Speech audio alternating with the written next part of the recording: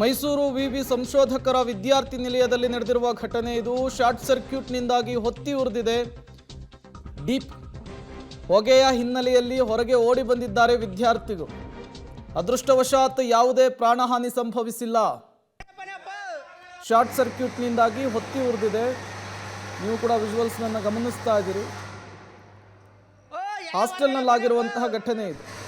ಈ ಘಟನೆ ಆಗ್ತಾ ಇದ್ದ ಹಾಗೆ ವಿದ್ಯಾರ್ಥಿಗಳೆಲ್ಲರೂ ಕೂಡ ಹೊರಗೆ ಓಡಿ ಬಂದಿದ್ದಾರೆ. ಒಂದು ಕ್ಷಣ ಆತಂಕಕ್ಕೊಳಗಾಗಿದ್ದಾರೆ.